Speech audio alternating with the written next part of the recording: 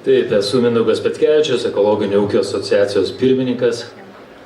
Ir prieš tai kalbėjęs kolega teisingai sakė, kad jų tikslas eiti dar aukščiau. Tai Lietuvai iki to, kur dabar jie yra, toli. Tai mano pirmos skaidrės ir parodės, kaip mes atrodom. Turim 22 metais turėjom 9,3 procentus nuo bendro visų plotų, ekologinių plotų. 23 metais jau turėjom 8,5 procento ir 24, tai yra šiais metais 8,3 procentų. Aišku, statistiniai duomenys gali skirtis, žiūrint iš kur paėmė duomenys.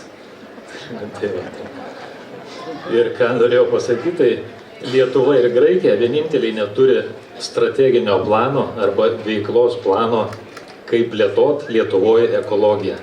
Tuo tarpu Danai patys pirmieji jau 95 metais turėjo. Tai vakar šnekėjom su jais, kad mes su jais mokysimės kartu. Ir kaipgi atpažinti ekologinį ūkį. Tai ekologiniam ūkį pagrindai yra ekologinės žemdirbystės uždaras gamybos ciklas, kur dalyvauja dirvožemis, augalas, gyvūnas ir žmogus. Ir atrodo, šiame paveikslėje gan gerai pavaizduota, kad ir gyvuliukai pasitręšiam lauką, sėjomainą, rotaciją tarp augalų. Ir taip atrodo. Bet eikime gilyn ir pažiūrėkime ūkį ekologinį iš arčiau. Tai pirmiausia, ekologiniam ūkį gyvuliai turi būti palaidi, laikomi lauke, kai tai įmanoma padaryti. Ta prasme, žiemos metu per ledą neišleidinėjom, bet kai tai galim, jie būna visą laiką palaidi. Visada turi turėti priėjimą prie vandens. Čia irgi vienas iš pagrindinių dalykų, nes kartais būna gamyklose toli tas vanduo, tai turim aprūpinti visą laiką pasiekiamų vandeniu. Žiemos metu fermose gyvuliukai turi turėti pakankamai vietos atsigulti, apšvietimas turi būti pakankamai geras. Pagal reglamentus, kaip Ekoagros pasakys, yra tam tikros taisyklės, langų dydis turi atitikti grindų ploto tam tikrą santykį. Tai va, ir turi turėti galimybę vasarą išeiti laisvai į lauką. Lygiai tas pats taikoma ir mėsiniams galvijams. Veršiukai turi būti laikomi grupėmis, viena iš pagrindinių reikalavimų. Vasarą lauke, kai to neišeina, tai prasme, turi būti išėjimas į lauką, į macioną pasivaikščioti. Taigi gyvulėliai auginami ekologiniam ūkį yra laimingi ir džiaugiasi gamta ir ta saulė ir viso kitu. Dabar jeigu trumpai apie ekologiškai auginamus javus. Tai pats pagrindas ekologiniam ūkininkavime yra sėjomaina. Dėl ko jinai reikalinga, kad augalai neatneštų ligų. Prasme, tam tikri javai, tarkim, žirniai, pupos, gali grįžti į tą patį lauką tik po 4 metų. Taip ekologai išvengia to, ką daro įprastiniai purškia nuo ligų. Tai va, ir taip pat grubiai pavaizdavau tą schemą, kaip atrodo, jeigu auginami javai, turi būti tarpas, kita kultūra. Tai nebūtinai dobelai, bet gali būti ankštiniai javai, liucerna gali būti dobelai. Ir mėšlo patręšimas irgi, tai nereiškia, kad jau gali auginti kviečius po kviečių. Ne, negali, turi būti tarpinis augalas visą laiką. Tas pats ir daržovės jau mainai. To pačio augalo negalima auginti 2 metus iš eilės, o pagal augalo dar auginimo technologiją, galbūt ir 3 ir 4 metus negali auginti to pačioje vietoje. Ir leistinos naudoti gamybo medžiagų, tai ekologiniai ūkiai naudoja tik tai leidžiamas medžiagas. Tai yra iš patvirtintų sąrašų, kurie yra sertifikavimo įmonės tinklapyje, iš patvirtintų augalų apsaugos produktų, kurie taip pat yra sąrašas, jokio kito nėra, ir pašarų priedai, pašarinės žaliavos taip pat iš nustatytų šitų sąrašų. Taigi, rūpestinga pasėlių priežiūra, skirtingi augalai ir leistinų medžiagų naudojimas. Tai nukrypti šoną mums neleidžia niekur šita Ekoagros sistema kontrolė.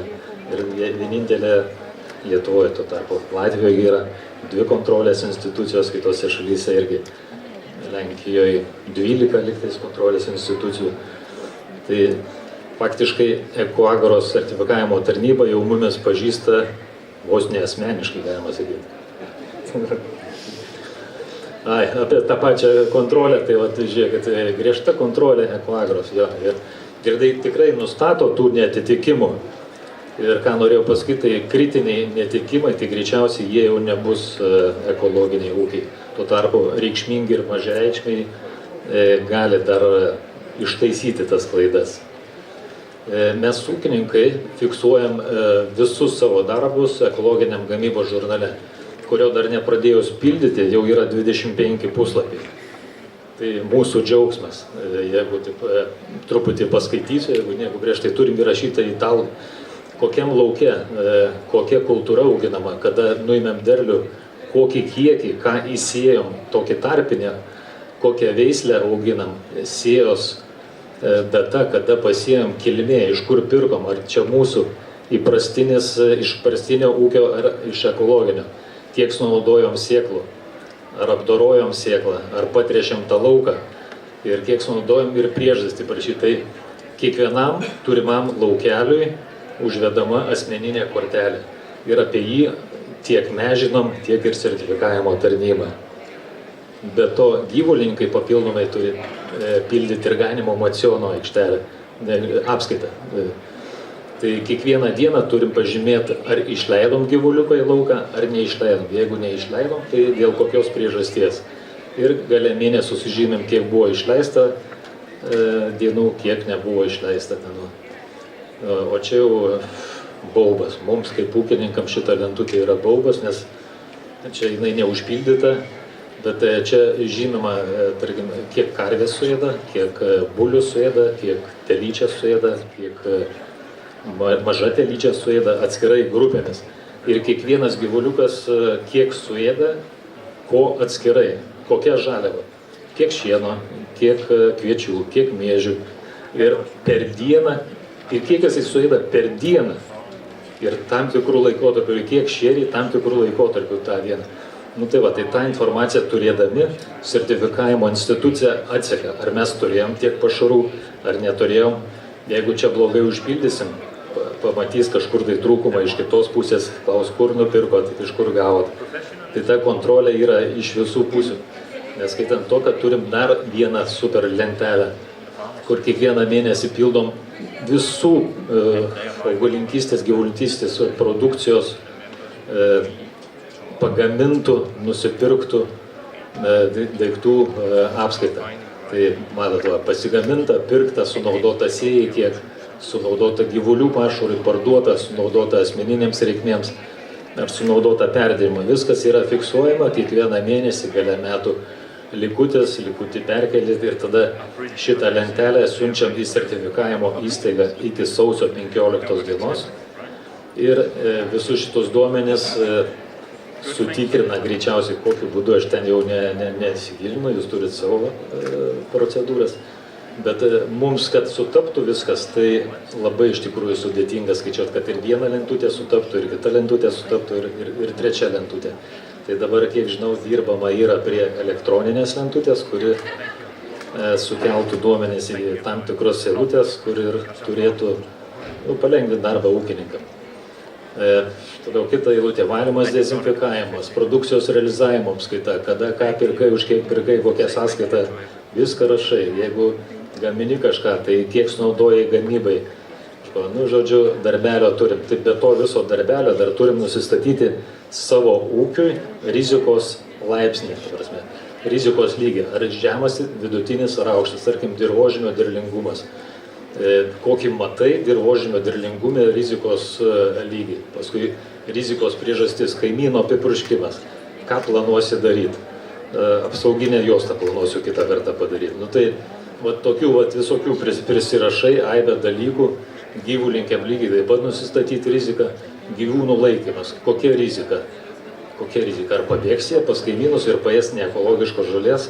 Nežinau, kokia rizika. Tai gyvūninė kilmė. Žodžiu, mums kartais ir nelabai suprantame tie norai taip griežtai mumis kontroliuoti kiekvienam žingsnį nusistatyti rizikas ir gyventi, kaip sakyt, save sukauščius ir jeigu tik nedarysi pagal tai, ką susiplanavai, tau iš karto taikoma sankcija. Tai va, tai ir kai gavom tokį pranešimą smagų dėl kasmetinio tikrinimo, tai nelabai, kaip sakyt, būna. Nežinom, kad atvažiuos į lauką ir tam lauke išraus augalą, patikrins, ar grūdas nebeicuotas, paims dirvožemio mėginį, gali ir likusių augalų mėginį paimti. Tai vienu žodžiu, mes jų laukiam, bet nesušypsam. Ir prie to laiško dar dažniausiai būna pridėtas dar vienas laiškas, kuriame sako, jeigu jau prisiminkit, jeigu jau kažką padarysite, tai jums bus taikomi netitikimai pagal tam tikrus reikalavimus ir taip toliau. Greit atsiverti netitikimus, kokius nori čia, kaip čia dabar, kad neįkliūt. Pažiūri 19 puslapių tokių smulkių šriftų ir reikalavimai nurodyti reglamentiniam nuorodom, kad, nes tiesiog netilptų čia 100 puslapių mažiausiai būtų, jeigu viską pagal teisybę parodyti. Tai va, tai su kuo susidarėm ir kiekviena sankcija tai yra klasifikuojama reikšminga, mažareikšmė arba kritinė. Ir pirmą kartą ir antrą kartą.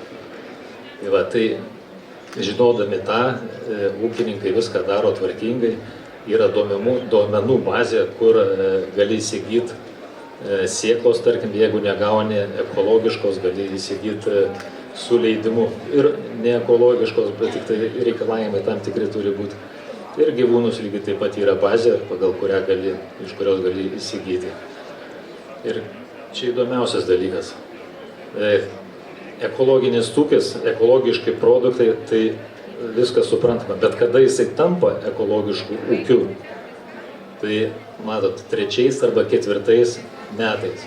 1, 2, 3 vis dar neekologinis, kartais ekologinis, jeigu pasėja laiku, nes nuo pasėjimo laiko priklauso, ar tu 3 metais tapsi ekologiniu ar ne.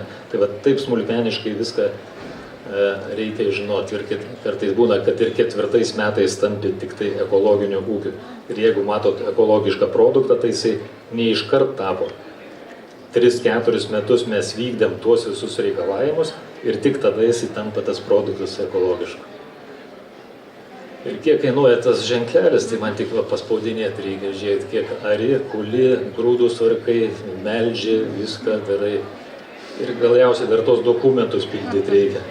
Ir prie dokumentų dar atsiunčia sąskaitą. Šeimos ūkis, 150 hektarų, 50 karvyčių, 1500.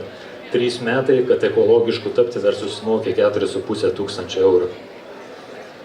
Ir vis dėlto mes kaip ekologai už ekologišką maistą, užaugintą be cheminių medžiagų vykdoma ir ūkiuose, aišku, vykdomas mėginių ėmimas ir kontrolė.